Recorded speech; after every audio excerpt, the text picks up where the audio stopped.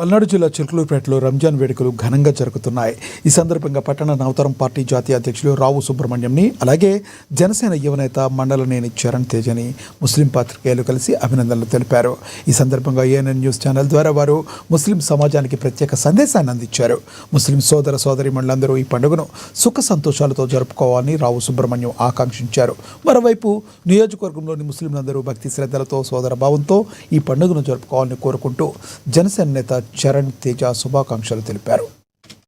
రంజాన్ పండుగ సందర్భంగా ANN channel యాజమాన్యానికి, వీక్షకులకి, సిబ్బందికి, అట్లాగనే యావత్ ముస్లిం సమాజానికి, సోదర సోదరీమణులందరికీ కూడా రంజాన్ సందర్భంగా నవతరం పార్టీ నుండి శుభాకాంక్షలు తెలియజేస్తూ ఉన్నాం.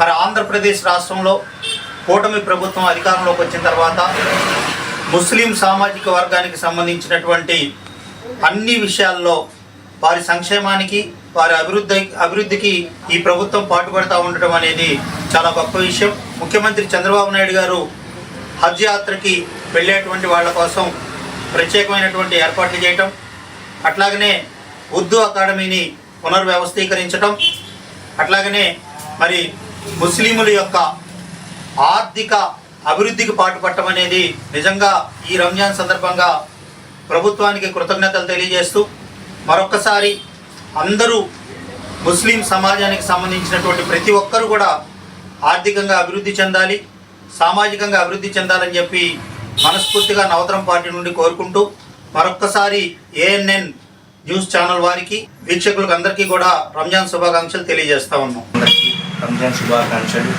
మరియు ఏఎన్ఎన్ సంస్థ యాజమాన్యానికి, రిపోర్టర్లకి, ప్రేక్షకులందరికీ